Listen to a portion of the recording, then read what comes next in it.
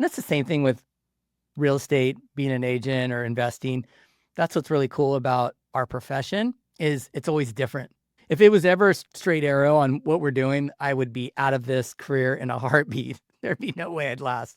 And every market brings different strategies that are needed, right? And different expectations in the same way that every season of life, like your business can look different and ebb and flow, and so can your marketing. Brace yourself for a wild ride into the unexpected. This ain't your typical success show. I'm here talking to real folks who've been through it all, skipping the fancy business talk for authentic stories. We're diving into childhood dreams, teenage escapades, and everything in between. No scripts, just the stories that truly mold success. Each episode takes you on a journey through those breakthrough moments that paved their way. No fluff, just genuine stories. So whether you're chasing dreams or just love a good story, buckle up for wisdom, laughs, and the unexpected. This is the Breakthrough Podcast, where success is a journey, not just some fancy destination. Don't miss out. Hit the subscribe button now and join our Breakthrough crew. I got some incredible stories to share, and you won't want to miss a single one. Today's guest is Phil Greely, a real estate agent and entrepreneur out of Seattle. I've been following his content for a while now, and he always stands out. There are so many people putting out real estate content, but only a few are really consistent and actually producing at a high level. Phil's been doing it since 2015, back when hardly any agents were even trying. He even brought on a college kid just to help him crank out 20 videos. But what I love about Phil is his origin story. He's been an agent since 2008, a market where if you survived, you're a whole other level of professional. He's still grinding, but now his focus is shifting. We're talking about an agent who is always trying to balance being a top producer with being an investor. He's at a stage where he's accumulating a portfolio to get out of the rat race. He's all about doing more lucrative deals and finding more time freedom, which is something I think we all want. He's got that whole picture, and it's something I think is a must for any real estate professional today. Let's get into it. All right, buddy. I got you on. Good to be here. You knew it was coming, right? That's right. I've been watching you. Gosh, I feel like the Seattle stalker. There's only if content is one of those things where we're inundated by it, but when it comes to business owners and entrepreneurs, especially in the real estate field, it doesn't really feel like it feels like there's a lot of people doing it, but I think in actuality of people that actually produce and do a lot, there's only a few. So you certainly stood out. Appreciate that. I appreciate that, man. I don't know. It's one of those funny that you even bring that up. Right before jumping on here, I had a meeting with my team of editors, and one of them I haven't even spoke to in probably a year and a half. And finally, I got them all on the call, and I was trying to tell them, where we are, where we're going, have we grown? Because I think when you're in the thick of your business, sometimes you miss the growth. You always feel like you're behind the eight ball. And I get a million editors, and I'm sure you do too, in DMs on Instagram, like, hey, your content sucks. Let me help you make it better. Right. Let me grow your YouTube channel. Yes. Let me help grow let me add your fake bots and everything's going to be great in your life. But so I was telling that, look, I want to grow. I want to be creative on that process too. And I want to give you guys freedom to do that. Don't sit that you have to trend jack everything that's out there, because I think that's useless. But let's try to find our own trend. Let's create our own trend. Right. And that takes time to do that kind of stuff. I'm sure you know. Right. You've been shooting content for a while, right? So my content journey, actually, when I first thought video was something I needed to be a part of, was 2015. So I've been a real estate agent since 2008 and doing the traditional things, mailing people, email lists, open houses, buying ads here and there for listings. But in 2014, 15, I started getting involved with Inman News. Their conference was kind of like the leader in class at that time. And then their tribe sort of seemed kind of cutting edge. And so I got into that, and that video is a big topic there. And again, not a lot of agents were doing it. And so I hired a community college kid out of the video program at, I forget which college around here. And I paid him for, I think, 20 videos. There's some package that he put together. He'd never had a client before. And he borrowed the school gear and came down to my office and we shot. I came up with my list of things I was going to talk about. And basically, they're questions, right, that I thought could be evergreen content on YouTube, things I get asked a lot. And it took forever, like all day long we shot and made these 20 videos. And then I posted them all at the same time. And, this is in 2015. But then I had my video content sort of library started. And again, I was like the only person in my office or the office group, even of 5 offices, that was doing stuff like that. So it started to stand out. And then 2017, I had moved companies and I hired a full-time videographer. And we did that for 2 years until COVID took him to Costa Rica. So I've been trying different things at different points and, I have a different iteration now. But the goal is always just to be consistent with it. Yeah, that's a huge part of it. Even when you feel like you're being inconsistent, like you see what's going on around you and you're like, God, am I really, is this it? It's hard to be inspired all the time. And it's hard to be, and for me, to come at it with energy and excitement. And so there's always a point, and it always feels like a little bit of a grind with like, okay, it's shooting day. Like, crap, I have to shave or whatever, and get my mind right. And it's funny, I don't know what you think, but like, or what you experience, but it seems like some of those videos where you're like, I might have brought the energy, but this topic sucks, or this one's not going to be good. Those actually are the ones that sometimes get mentioned the most. I don't know why. So it's like, that would have been something I could have easily said, well, let's skip that one, or let's not shoot, right? But when you lean into it and you do it, it does over time kind of, it works. And it doesn't always work. It almost never works in the way you think that it should or will, which is kind of interesting. Can I ask you a question about, like, do you feel like you are in a box when it comes to shooting content? Like, do you feel like internally, because I had this conversation with my editors literally an hour ago, I don't always want to show up like happy-go-lucky, which I don't think I do. I'm pretty straight to the point. But, there's times when I just want to talk shit. Yeah. Because we talk shit. We go through a lot of shit. And it's almost like I feel like putting that out there, whether it ruffles people's feathers or it's uncomfortable, I think you should have a whole picture. Do you feel like you hold back on what you post or what you want to put out? Do you feel like you play it safe? Well, my version of playing safe would be sort of giving people what I think they want, which means that I'm giving people what I see other content creators do. I'm part of Thatch Wynn's mentorship group, and he's a big social media guy. And the way he presents online is actually pretty authentic in that he's over the top and funny or boisterous. Well, he's like that in real life too at times, right? When you're talking to him. So that's not, he has to turn that on, but it's not really an act. Like he has that in him when you're engaging with him in real life. So sometimes when I was shooting a year or two ago, I felt like, okay, that's what works for him. That's what gets him a lot of followers. Let me kind of be all right, guys, blah, blah, blah. But that's not really me, right? I'm like super mellow, chill, introverted.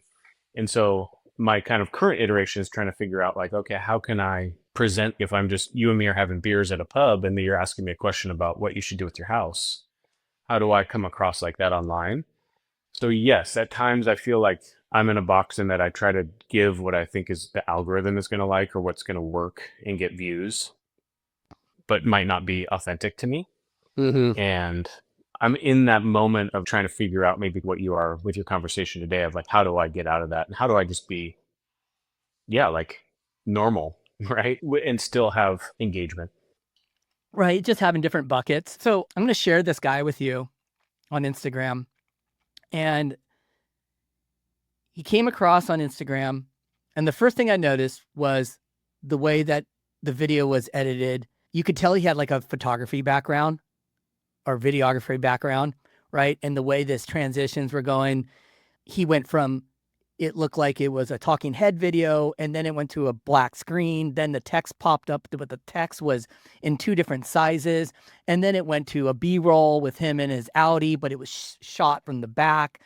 It was very artistic. And of course, it grabbed my attention. He's got tattoos. He's an endurance athlete. And his messaging, he knows his avatar. And the one thing that I really resonates from what he puts out for me is he goes back to his origin story a lot and goes, I wish I would have known this, 8 years ago. And hey, you don't have to always go viral. You don't have to do this. And you can have 1,000 followers and that's perfectly okay. And like get better at just like really getting internal and working on that origin story. And it was crazy because, and he's given out so much value. I mean, that guy's just put me on a whole nother like mindset right now on things.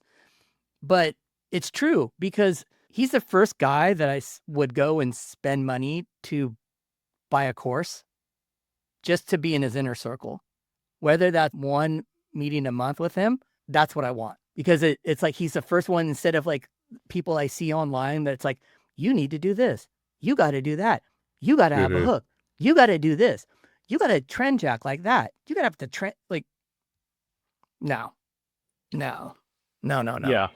Too 100%. much. And I'd be curious to know how long has he been creating content? Because it seems like 8 years. Yeah, there you go. That same, what you just described in how it's resonating with you, he might not have resonated with you in year 1 or 2 because he hadn't settled into who he was, right? True. And I think that's a lot of the creators that I watch that also talk about content creation. It's like a multi-year process to get to the place where you're finally the fully realized version, and they're probably not fully realized yet, right? But like that you experienced, it took them 5 to 8 years to get to. And so I have to remember that too. And I think that's the process that we're in at the moment. Yeah. Well, there's a lot of barriers to, open up and get to the core of things. It takes time because like to your point, some of the videos that I would put out that I remember in this probably about a year ago that maybe were on the side of inspirational, but they were more like just backstories of me, right? And then it would hit like on an inspirational mode. That made me uncomfortable once I got feedback. I was like, oh, wait a minute. I'm not trying to be an inspirational person. I'm just telling part of my story, but it resonated that way with someone else. And so then what it did would just confuse me, But that is in terms of like what you should do next. Yeah, like do more of that? Okay, where am I going direction wise? You could be a real estate investor, you can be an agent, right? But if you got like multi layers and you got a really deep origin story, you got a lot more to talk about than just how to buy your first house or how to buy your first investment property, right? Like we do. That's the icing on the cake we have, Phil. Because if you and I had your videographer was on your side, I had mine, and we just recorded us in our cars, you at your daughter's, is it your daughter that plays soccer? My 2 sons. Your 2 sons. But yeah, if I got kids doing all sorts of things. Yeah, if we recorded all that, you know what I mean? You know how much interesting content we had in that? Because we also talked a lot more than just about a deal. Right. You know what I mean? There's a Gary Vee strategy or thesis, which is like when you create content. So this is verbatim basically from his mouth about a real estate agent. So if you're going to do a market update video and you live in Spokane, Washington, and you're into wine, put a local wine on the table, drink it while you're doing your boring update. And you do that enough times, someone is going to see that resonates and likes the same, Cabernet that you're drinking. And it's like, oh, I resonate with that person in the same way that I think right before we recorded, the contractor you were talking about told a personal story and it resonated with someone that wanted to work with your contractor, right? And for us, that's something that's my next level is to figure out, okay, how do I, as a private person, reveal more about myself so that in a way that I'm comfortable with, so that people that resonate with that portion of my life might also be interested in the business portion. Because the whole point of me doing this social media stuff is for business development. Yeah. And I do think that there's a limitation to that development or the interest level if we're only talking about deals and real estate and interest rates and things like that. So yes, how can I incorporate that I'm a sports dad into my content, but not have to like put my kids on full blast, right? And that's another one. 100%. You have to always evolve. Really have to think through things when it comes to that, which is cool. I'm so glad. And that's the same thing with real estate, being an agent or investing. That's what's really cool about our profession is it's always different. There's always, if it was ever a straight arrow on what we're doing, I would be out of this career in a heartbeat. There'd be no way I'd last. Like I have to feel like I'm always behind the 8 ball. And every market brings different strategies that are needed, right? And different expectations in the same way that every season of life, like your business can look different and ebb and flow, and so can your marketing. Yeah. Absolutely. What were your first careers? Job? No, let's back that up. What were your first jobs? And then did you have careers after, let's call your first jobs? And then how did you pivot into real estate? Yeah, well, I'll skip my teenage jobs, but so I went to school, I went to college with the intention of being a high school English teacher. I went to University of Washington, and at that school, they didn't have an undergrad program for education, so you major in a teachable subject. So for me, that was English. And then the path forward to get certified as a teacher was you went into a master's program where you got your master's degree and a teaching certificate. So that was my pathway, and worked some, as a barista at Starbucks kind of through the later part of college, which is connected to how I launched into real estate a bit. But when I was going through my master's program and I did my student teaching, I kind of subconsciously was like, I'm not cut out for this life. Like, this is not what I want to sign up to do for the next 30 years. And I realized I was good. I was a good student when it came to English reading and writing, but I wasn't passionate about it. And to activate and motivate 15-year-olds about All Quiet on the Western Front, you have to be passionate about your subject, right? And so I didn't get hired for the next cycle of, like, the next school year that I could have been a teacher, a first year teacher. I didn't get a position. So I was still a barista, and my manager helped me slide down to a role at the corporate office in Seattle, which was really terrible, but paid not a lot. But it was a job. I was getting married and needed a job. And so I worked at a call center for employees of Starbucks. And my role there was I'd sit at a desk and wait for employees to call me, and we'd help them with problems. So on payroll day, usually had to do with their checks or a manager processing the store payroll. And then on non-payroll days, it was could be anything, right? Like, I'm having a challenge with my manager, or help me set up my retirement account so I can make deposits, out of my paycheck. It was really boring. But the beauty was, when I wasn't, the rule at the call center was, if you weren't on a phone call, you could do whatever you wanted at your desk. So some people played video games, some people read a book, and I ended up studying for my real estate exam and got all my clock hours in during that time. So that honestly was my only, like, real job before jumping into real estate. And that was 2000. I was at Starbucks for 05 to 07, but at the headquarters for a year and a half or so.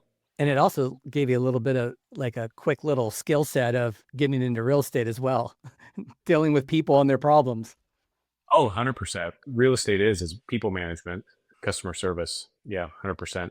So when I was that same era of being at the call center, my wife and I were getting married, and we realized that quickly that we were looking for our first apartment, and we wanted to be in one of the cool neighborhoods of Seattle, but we couldn't afford it. And I made $16 an hour of a call center. So we were trying to figure out, how can we live in a great neighborhood of Seattle without spending too much? And just one of the benefits of being at a call center was you got to do what you wanted. Like I said, part of that time I would search for apartments. And on Craigslist, I found a resident manager position in Wallingford. You're familiar with Wallingford, the neighborhood? No. It's in between Fremont and I-5, basically. It's right on the north end of Lake Union. So very fun, very expensive, a great neighborhood. And the position was managing 40 units, and in return, you got half off of your rent. So the rent was $1,000, so we paid $500, and we ended up getting the job. And so our role there was collecting rent and depositing the rent checks, physical checks at that time, cleaning the hallways, keeping those clean, helping with turnovers. Tenants were supposed to clean their unit, but if they didn't, we'd do all the spruce up. And then being the on-site first line of defense, for tenant issues. And then again, the expectation when we got hired on, they had a hole in the ground next door, the owners did, and they were building another 40 units. And so they said, when we finish this, you'll take that over and get free rent. So that came to pass. So we had that job sort of simultaneously as I was at Starbucks and then launching into real estate. And actually, that was the motivation, really, to be honest, of getting into real estate. So like I said, I was going to be a teacher with my master's, and the jobs I was applying for, at best, you'd make $45,000 a year as a starting teacher with your master's. And every month I'd deposit $65,000 of rent checks in for this one building that we started with. And I was like, how the heck do you do this? Because this does not equate, right? And I didn't realize at the time they have got a mortgage and expenses and they're not cashing in on 65,000 a year or a month. It impressed me enough to say, okay, how do I do this, right? And I took the owner out for a meeting and I basically said, hey, how can I own something like this in the future? And he kind of calmly explained, like, well, you got to start from the beginning. You can look for duplexes, you can look for single family houses that you can build out a basement, just kind of what our strategy is at the moment too. You got to find a niche that works for you, know it really well. And one way you can do that is get your real estate license and become an agent. And then you'll be on the front line of opportunities. You'll know the market. And when it's time to buy something, you'll be positioned. And so that conversation, along with a really good friend in the town that I grew up in, being an agent and pushing me to think about it, I started my clock hours at Starbucks and then launched in spring of 2008. About For our market, that was about 6 months before the economy totally just hit the tubes. Oh yeah, 2008. Yeah. Yeah. What was your biggest learning lessons right in the beginning? Like, what were you really surprised about that you're like, oh, I didn't think I was gonna have to do this. It took me 6 months to close my first transaction. Yeah. And I thought that would come a lot sooner. How much was it? Do you I think, remember? I want to say it was either 450 or 550. I think it was like 450, You mean the the purchase? house The purchase? purchase Okay. price. Yeah. Yeah. And the gross commission check was 13, but after all my expenses, I basically made a couple $1,000 or whatever. Yeah. Mine was um 3,000. I thought I was rich. yeah, I was like, exactly. three grand. um it took a lot longer to get up and running than I thought it would. I started young when I was 24. I wasn't making a lot of money prior. I wasn't expecting to make a lot of money as a teacher, and so not making a lot of money as a new real estate agent, it just, of course, it was a struggle and a stress, but it wasn't like I was going from a $200,000 job into a new career as a salesperson. Mm-hmm. But it just took a lot longer than I thought. And part of that might have been the economy, and part of that might have been my activities. The lesson was like, in the same way we were talking about content, it takes time to hone your craft. And I probably wasn't good, at the beginning, and people didn't trust me. But the more transactions you do over time, it compounds and you do get good. So, It's definitely a career you can't fake it till you make it. I mean, some things you can to a degree if you can build trust, whether you have the skills to like negotiate or do something. If you're really good at just doing that research or getting help, but you have, good intentions across the board, you can kind of move it through. But you definitely learn over time that you're like, wow, I didn't really know that much in the very beginning. But then again, you got in it in 2008, right? mhm. Okay, so weren't you doing short sales and foreclosures? Okay. So was I. Yeah. So we were in the same market. That was the hardest market to be in, period. If you could get your license and actually become an agent and stay an agent through 2008 Right. till now, oh yeah, because that was a whole different ballgame. Right. Yeah. So the best buyer during that era was sort of like a first time home buyer, or of course, anyone with money and a job. But if you had stable income and you had a little bit of a down payment, you could find deals. I remember showing the same house to a couple like 7 times, and they'd sleep on it for like Yeah. 3 weeks. And the price would come down twice during that time. And then they make an offer and they get it. Right. And so, and if it wasn't that one, they would have found something else they liked, right? There were many opportunities for buyers that were capable. And then, yeah, every seller meeting, it was at worst, it was a short sale. Right. And then at best, it was like they're not making as much money as they had in their head that they were going to, right? So the listings were always a struggle. Yeah. And then even if in buyers wanted to buy short sales and you're waiting on those for months and months, and at the end of the day, the deal didn't come together and you're back to Oh, square one. that was So it so was brutal. crazy. That was crazy back then. I know. Do you remember doing the short sales and you've like kept the deal together? You've kept the buyer and seller engaged, right? And then all of a sudden at the very end, the bank goes, yeah, we're going to approve it, but the commission's 2%. Split it between you and the buyer agent. And you're like, what? Like Right. you had no choice. Zero. You had no choice. Yeah. That was the worst scenario back then.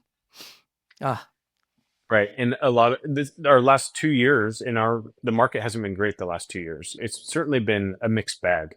And, a lot of agents are complain about it, but I kind of look at it like it's not the market I would draw up as a picture perfect market for me to operate in, but it's certainly not as bad as it was in 8, 9, and 10 with what you just described. Yeah, I agree. I agree. What's your thoughts now? Because you're kind of starting to something that we did talk about, that we have talked about, is trying to have a balance between being an agent that's representing buyers and sellers and then being the investor friendly agent. I think that's the struggle that I go through, you go through. I think Ian does. I'm sure more people go through that same thing. Did you feel like that part of it in the business kind of came organically because you started investing, so you understood enough that you could obviously help investors and move that? And like, what's your thoughts on this? Like, do you feel like you can get a good balance out of it? Seeing those rent checks come in, I was like, I want to own real estate, right? And so, based on some recommendations from the apartment owner and my friend, it's like, okay, I'm going to become a real estate agent in order to make more income so I can buy real estate. So, I really only wanted to build a portfolio.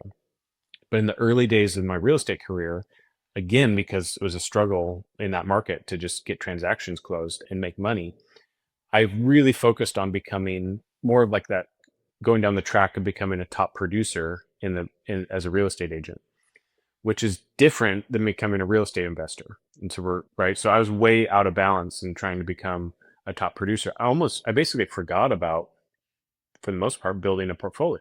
And so getting back to those roots, I shifted for myself mentally of like, okay, everything I'm doing as a real estate agent is with the intention of building out my portfolio, right? So I'm going to work with this buyer to help them. I'm going to earn an income and then save some of that to start chipping away at building my portfolio. I probably skewed too heavy in like 2021, 22 towards finding off-market deals, analyzing investment opportunities, focusing on that just mentally. And my retail business kind of took a back seat and therefore sort of again got out of balance. It's a real difficult thing for me to always, have both of them well balanced. I agree with you. What I'm learning though now is like that era of 21, 22, where I was more focused on investing and less on retail business, helped me build the skill set to where I can now I can more easily find off market opportunities and I can more quickly analyze them. So it's not as much of a effort. And I'm networked better with people like yourself who, if I can't buy it, you might want to buy it, or you might know someone who's going to buy it. So it's not as much of an effort and time suck away from my retail business. So I feel like I've kind of balanced those things out well. And it's helped me in this time where, like, compared to like 2017 to 2021, where my retail business was just like crushing it with high interest rates and just uncertainty in the market. My retail business is not as booming as that, but working with investors has helped balance that out and supplement it in a way that I'm super grateful for. So it's Yeah. always just a balancing act of like, okay, where's the opportunity? What's in front of me? Who can I connect with that? And knowing that like I still got to put focus both spots, but I'm always analyzing and trying to figure out the best mixture of that. It's definitely a balancing act. I've noticed it too. But it's funny because things kind of fall in my plate. Like, I closed 2 wholesale deals for, I think it was the lady I told you about that inherited that house and became a business partner and flipped her own childhood home. Right. And we literally closed on that one, and she wanted to buy some investment properties. And so we went to the Midwest and I connected her to a wholesaler. So I got a wholesale, assignment out of that one. And then a few weeks ago, same scenario, he came to me first, like, hey, I don't know, can you underwrite this one? Look at it, signed it over to her, made a quick, what I would say that was an $800,000 purchase price if I had to equate it to a buyer here or a seller here. And that happened in, a 2-week span. And it's just funny because it's these little things that are tied to being an investor that pulls income from different locations too, which is Yes. funny because it's like I didn't like pursue it. It just kind of, these little skills start to kind of fall into play. It's almost the Yes. same as you can be putting out content as an agent in Seattle, but quickly shift a few videos of you and I talking about our transaction. And then all of a sudden you got either a new investor in your pipeline Or maybe you have a friend or someone from school that wants to learn from you, or they want to partner with you, or they want, 6 months of your time. And now there's all these little things that pop up that's just pretty interesting. But then it all comes back to, can I tie it all together and make sure that I'm not dropping the ball anywhere? Right. That's the biggest part of it. I would say another component which I have worked through is the ego. We all have an ego, right? And we all have this identity of like, what are we and how do others perceive us? And I think for sure in the retail real estate kind of top producer world of real estate agents, how many transactions you do in your sales volume becomes your identity sort Yeah. of, are you good? Are you not good? Are you a top producer? Are you not? And your stats of like your retail transactions that are done through the MLS, helping buyers and sellers, you can find those statistics for agents, right? And so people kind of compare and look and see where they stack up. And if you're doing more wholesale deals that aren't recorded, They're not you there. know, Nobody they're sees not them. there. Or you do a flip and maybe you're not the listing agent, you have someone else do it for you or whatever, right? That's not going to be in your agent stats. True. And so as you focus on that, your stats go down, which can be a real buzzkill if that's matters to you, right? And so, but what you just said is like you just did, and some of those things you just talked about, that was probably 3 or 4 transactions working with the buyer or seller, doing a flip and a wholesale deal or whatever, right? But that's not going to show up in the public eye. And so getting over that, knowing that like income is income, you're probably leveraging your time way better. And you can still be a top producer, but it's just not going to show on over here on this one stat area that you're looking at. So that's getting over that concept of like you all of a sudden become like a really successful top producer that people don't view you the same way. But if you can make more money and have more time freedom, that's like what I'm all about right there. And I think to have more than a skill set of you're a top producer Yeah. is much more valuable, honestly. This is an interesting stat, I would say. My highest gross year after all said and done of paying taxes, because I didn't have investment properties at that point. I think one of my least grossed year, I made more money. Why is that?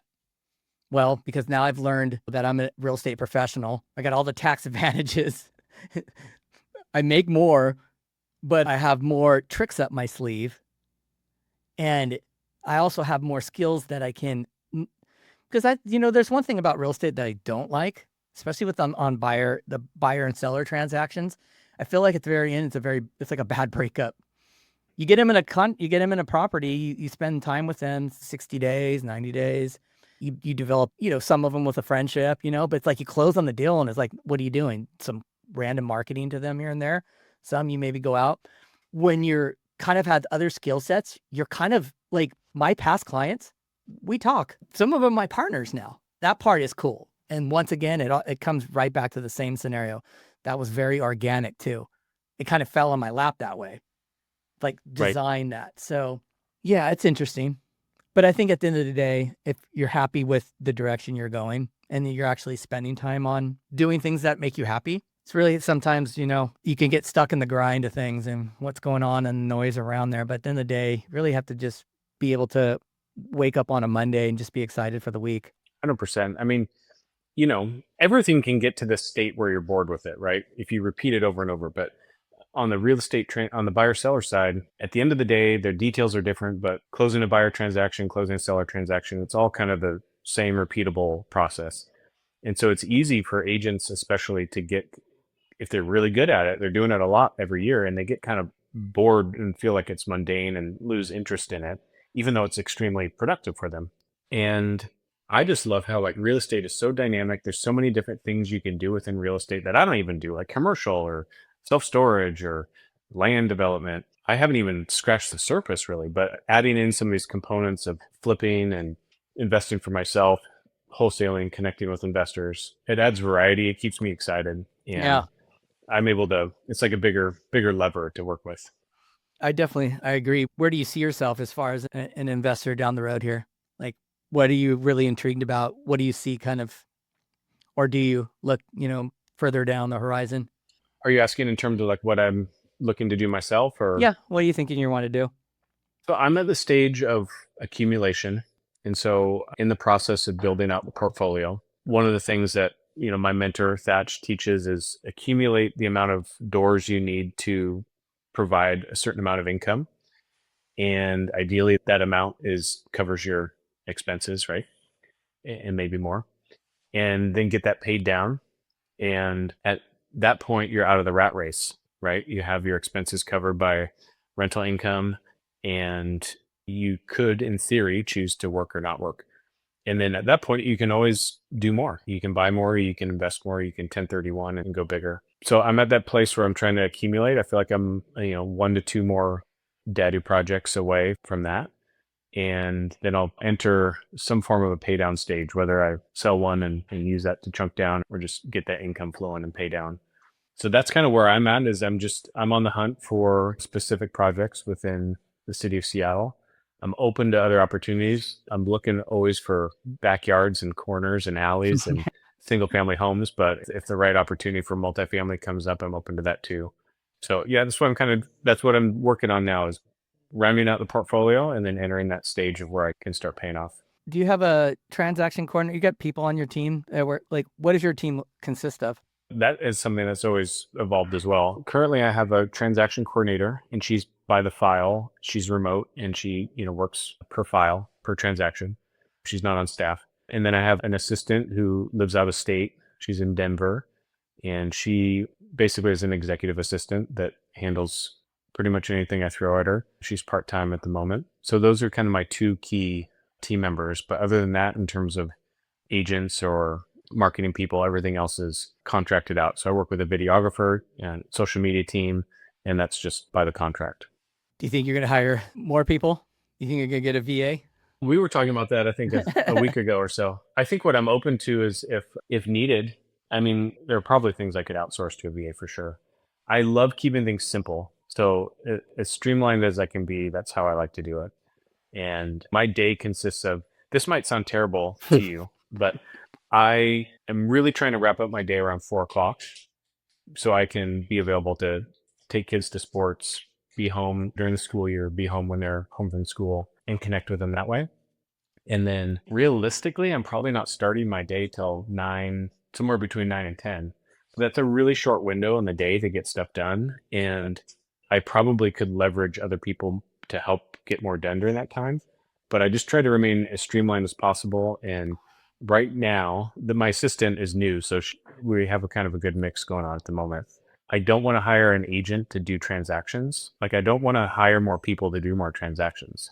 Because that puts more on your plate, and essentially. Exactly. Yeah. I'd rather do more lucrative transactions, like a wholesale for 50,000 and 2 or 3 extra deals for 50,000. I'm always in pursuit of more time that I can spend for myself and with my family. Yeah, and I don't think that's wrong at all, honestly, Phil. I mean, I feel like I'm on that quest too to get to that point. I'm not there. Like last night, I was here sitting in this meeting room at 7 o'clock at night, did a bunch of different things throughout the day, but still had to wrap up some things. Got home, and I had told my wife 2 weeks ago that I wanted to come home earlier. She's like, "You got home late." I'm like, "I know, I broke that promise." She's like, "It's going to happen sometimes." I want to get to that point too. My biggest thing is I want a Sprinter van, and I just want to, at a moment's notice, just get off the grid. Whether it's going to Big Sur, Sanborn, driving up to Seattle, going to Vancouver, I don't care where. But I just want to be able to have that time whenever I want that time. I want to be very thoughtful in the things that I do on a daily basis that have impact, and get out of the hustle and bustle of like the business part, because sometimes it's like, why am I so tweaked out on this, this one thing? Like, this is nothing. Why do I gotta go through this? Life doesn't have to be everything needs to be in urgency. Right. But it's part of my personality. I always try to work on it, but I commend you for that. 9 to 4. It's awesome. Take it. Well, to your point about hiring other people, yesterday, Sunday night to Monday evening, I was off grid. I knew it wasn't sudden for me, but I didn't really tell anybody that it was happening. And I came back to 25 text messages about various different things.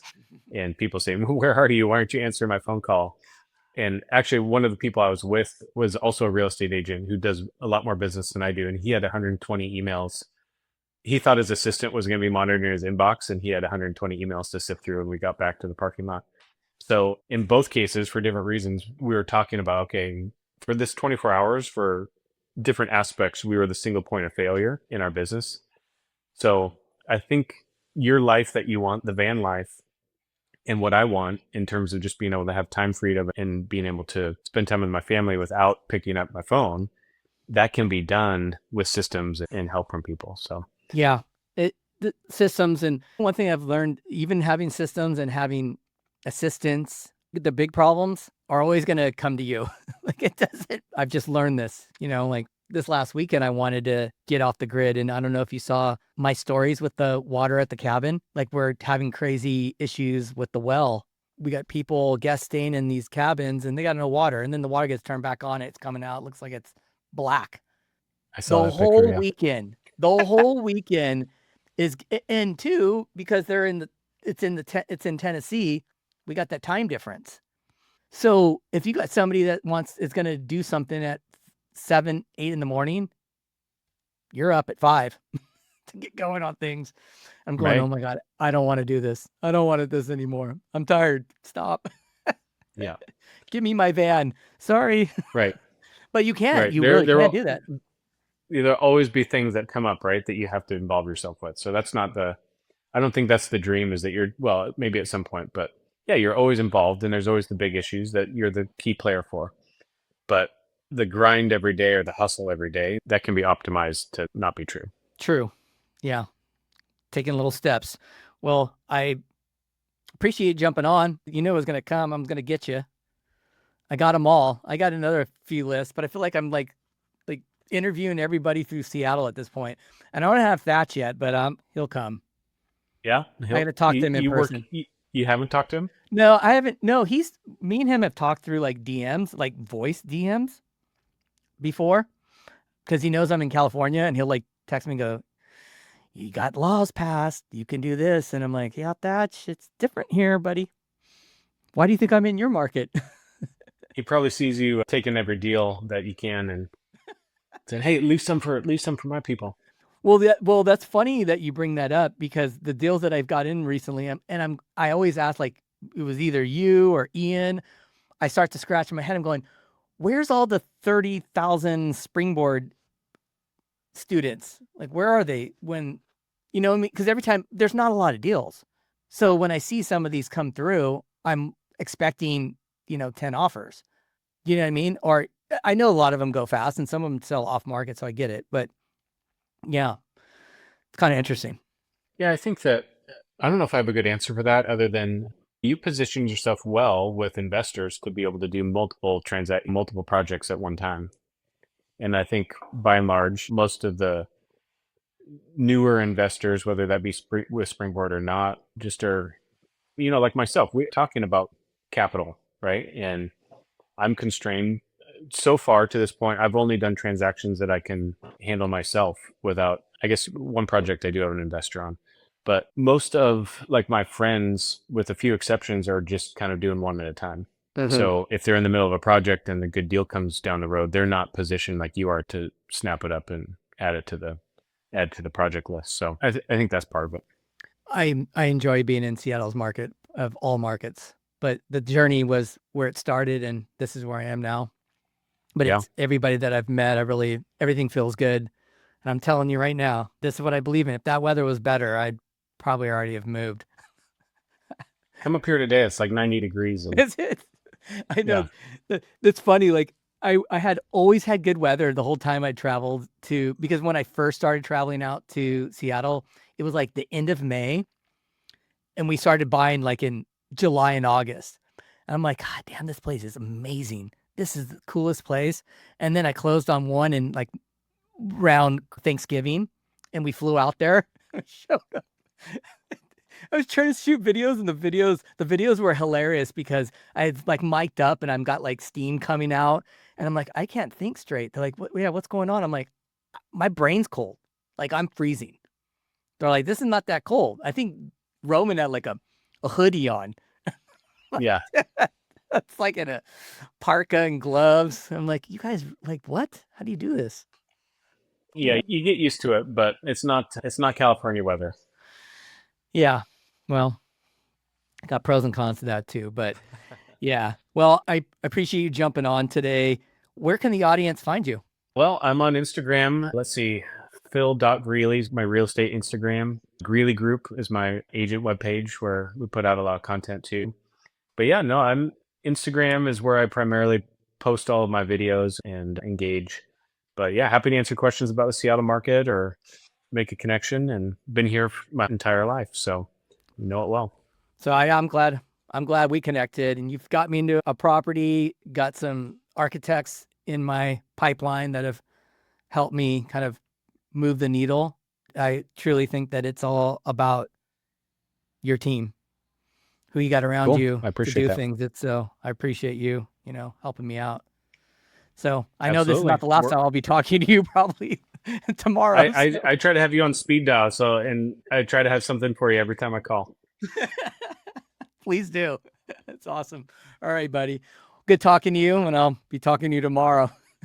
Yeah, that's right. See Sounds ya. good. See you Bye. soon. Thank you for tuning into our show, where we hope you found inspiration and gained valuable insights. If you enjoyed this conversation and want to stay updated on our latest episodes, be sure to subscribe to our podcast and share it with others who might benefit from it. We appreciate your support and look forward to bringing you more candid conversations and breakthrough moments in the future. Until next time, take care and keep exploring new ideas and strategies.